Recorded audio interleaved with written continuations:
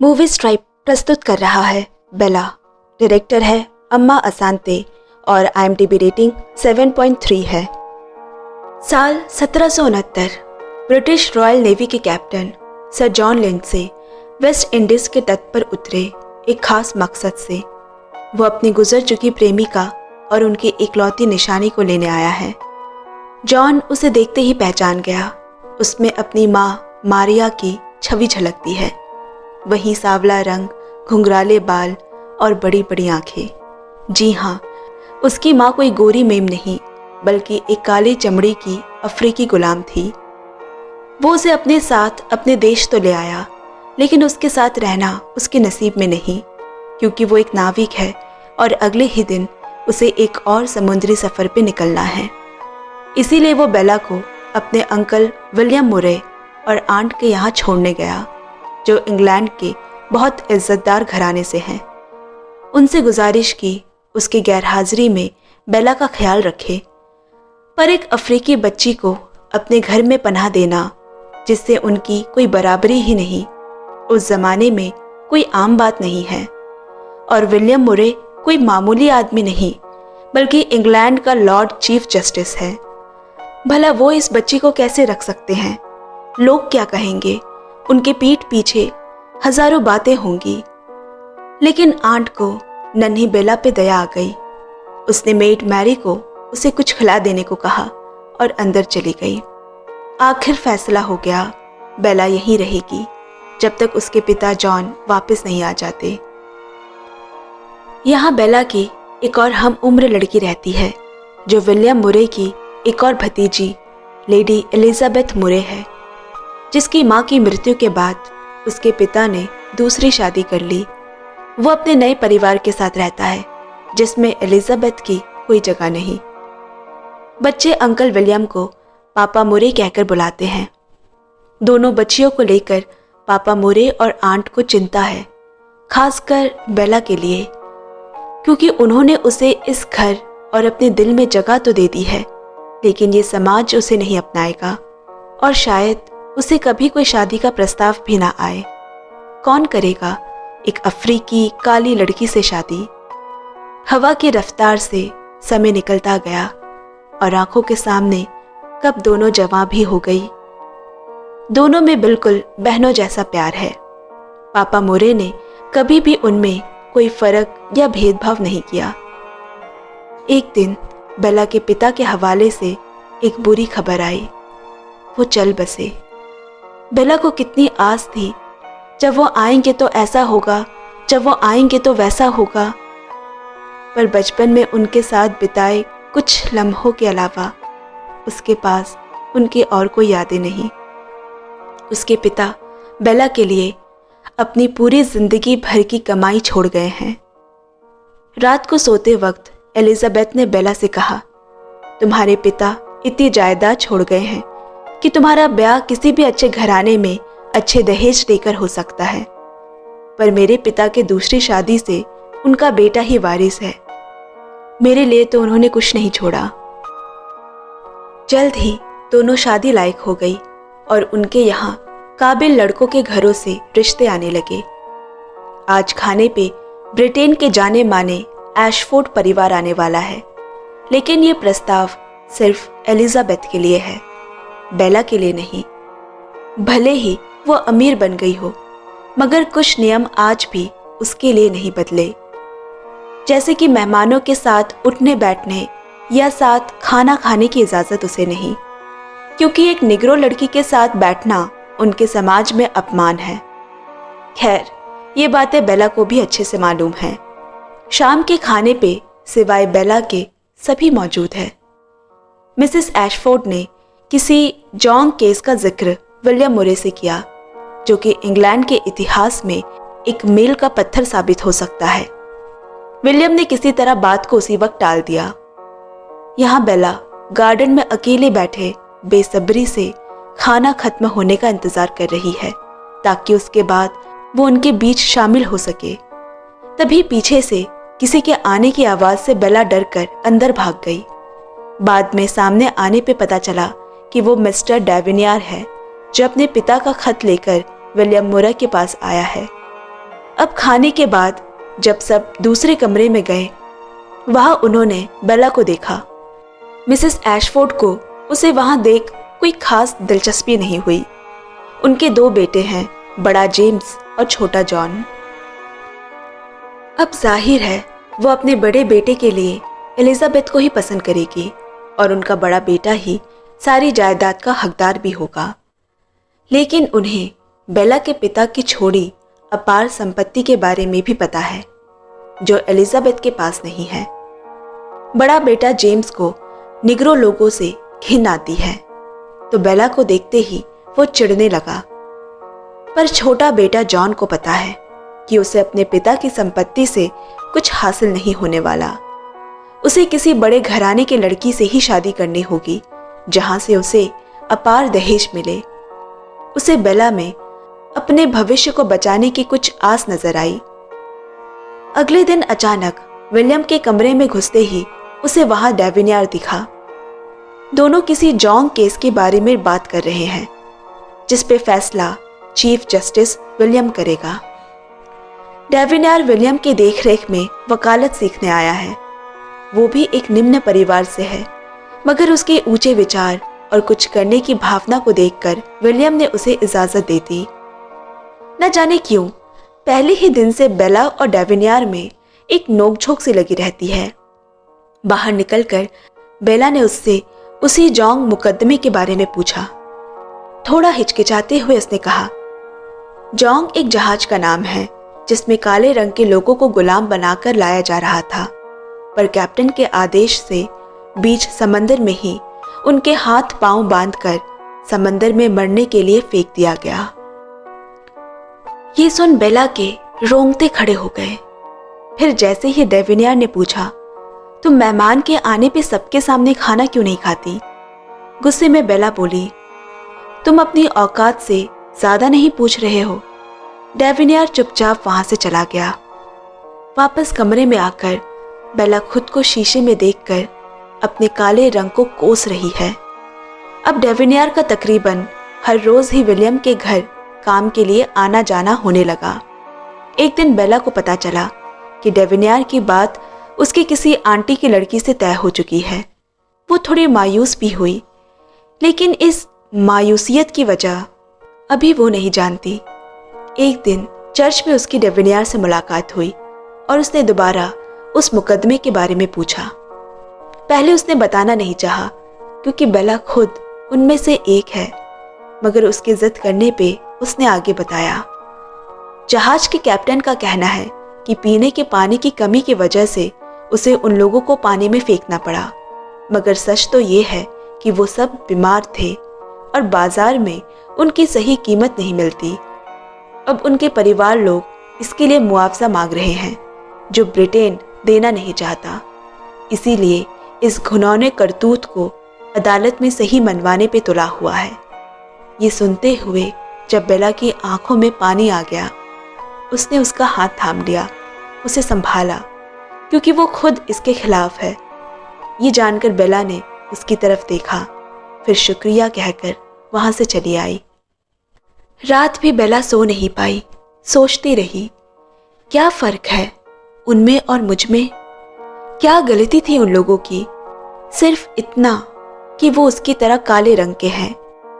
अगले दिन विलियम तक ये बात पहुंच गई और उसने डेविनियर को बेला के आसपास भटकने से भी मना कर दिया, क्योंकि ये विलियम तय करेगा बेला को कब और कितना पता होना चाहिए। उसका इन सब चीजों से कोई लेना देना नहीं। डेविनियर ने जवाब में कहा, बेला कोई बच्ची नहीं रही, सही गलत में फर्क कर सकती है। मरे हुए लोगों का परिवार मुआवजे के तौर पे सिर्फ 30 पाउंड की मांग कर रहे हैं। आप खुद सोचे, अगर आपकी बेला उनमें से होती तो क्या वो महज 30 पाउंड के काबिल भी नहीं? ये सुनते ही विलियम का गुस्से से पारा चढ़ गया। उसने उसकी पढ़ाई अपने यहाँ आधी में ही छुड़वा कर वहां से हमेशा के लिए दफा हो जाने को कहा। बेला और एलिजाबेथ ने डेविनियर को जल्दबाजी में वहां से जाते हुए देखा।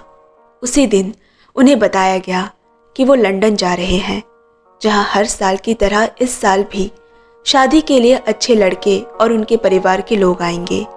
एलिजाबेथ के पास उसके पिता की दी कोई संपत्ति या दहेज नहीं, इसीलिए उसके लिए मौका और भी जरूरी हो जाता है।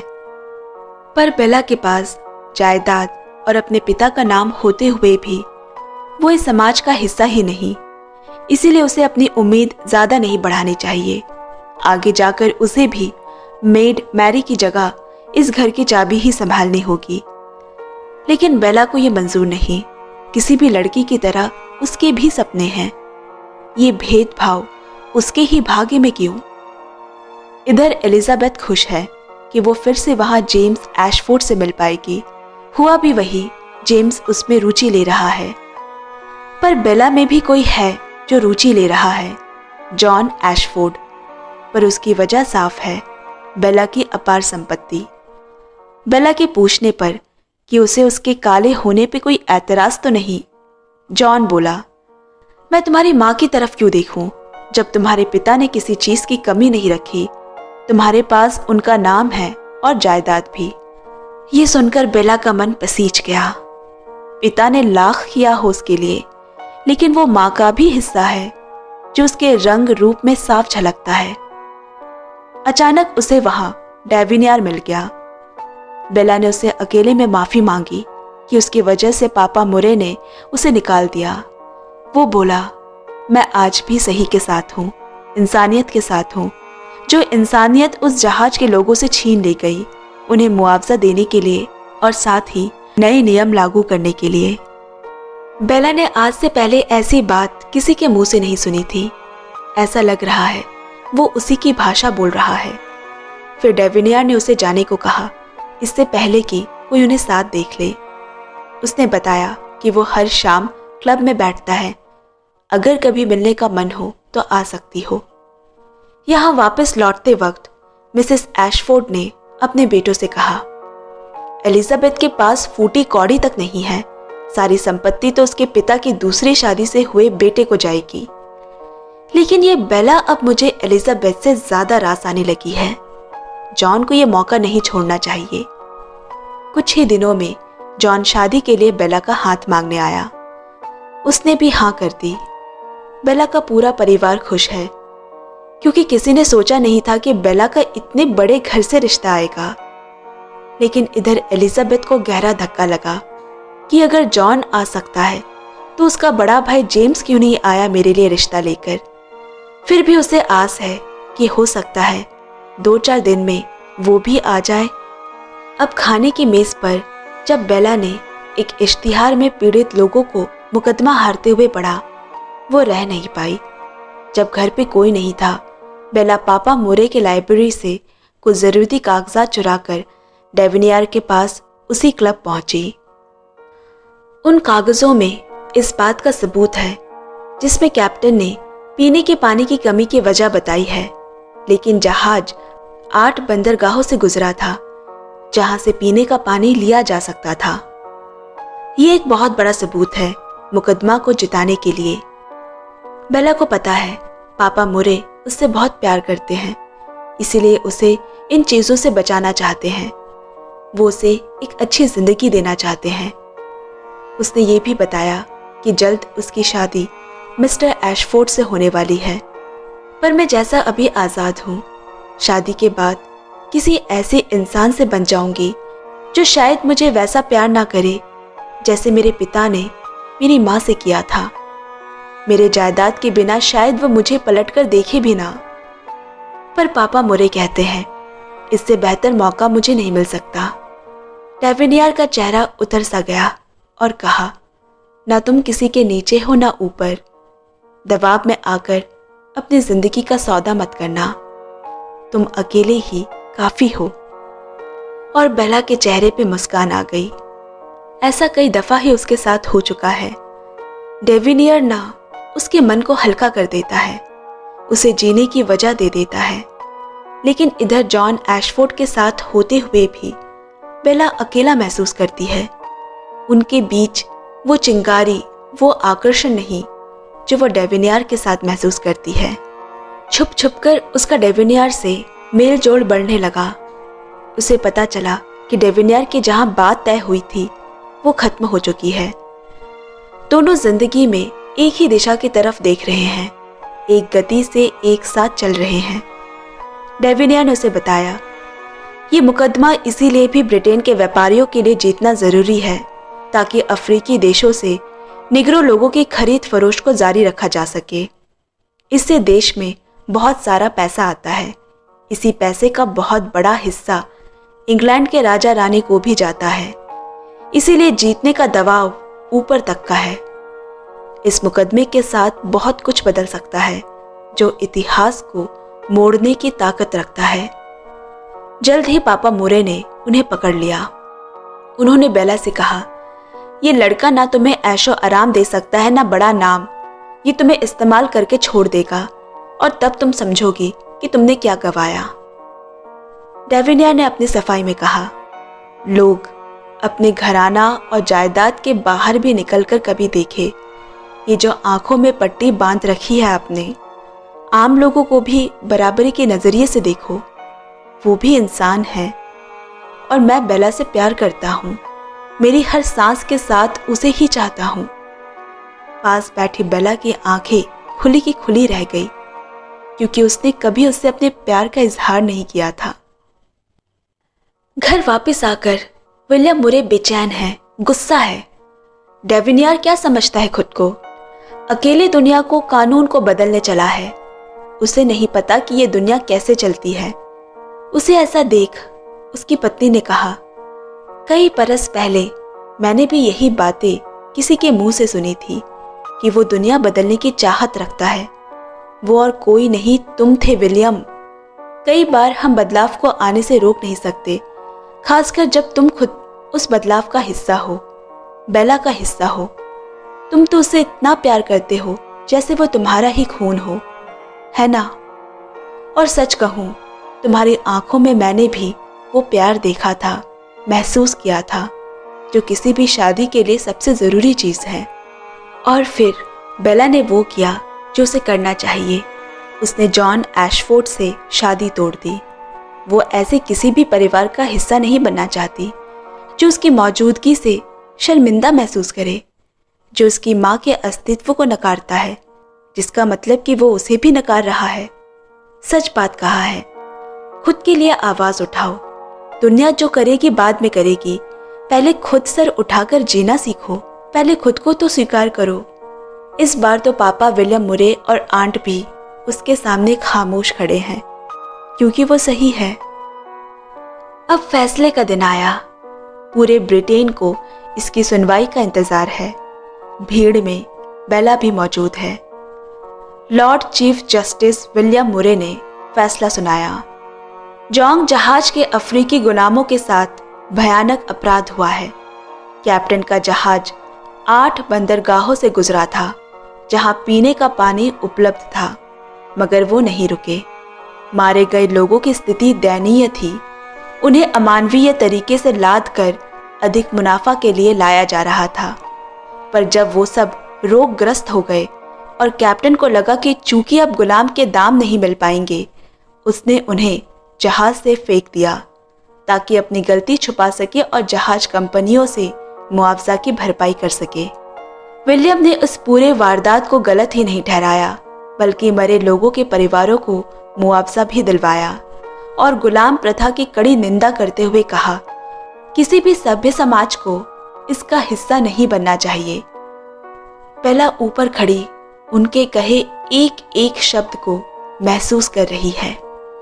बाहर निकलकर विलियम ने न सिर्फ उन दोनों के प्यार को अपनी स्वीकृति दी, बल्कि डेविनियर जैसे होनहार भावी वकील को एक काबिल पद के लिए भी चुन लिया। इतिहास ऐसे ही बनते हैं, बदलते हैं। कैसे 20 साल पहले एक नन्ही सी मैले वर्ण की बच्ची इंग्लैंड के चीफ जस्टिस के घर रहने आई। उसके प्यार, अपनेपन और संघर्ष ने विलियम को मजबूर कर दिया कि वो अपने अंदर दबे हुए सच को सुन सके। आज बेला जैसी कईयों की तकदीर बदल गई। तब से लेकर 1922 तक बेला और एलिजाबेथ की तस्वीर विलियम के रहते हुए उसके घर के दीवार पर सजे रहे और उसके मरने के बाद स्कॉटलैंड के। दोस्तों आज की एक्सप्लेनेशन आपको कैसी लगी कमेंट में ज़रूर शेयर करें और चैनल को भी पक्का सब्सक्राइब कर ले। आपसे जल्द मिलते हैं अगले वीडियो में। Bye bye, love you and take care friends.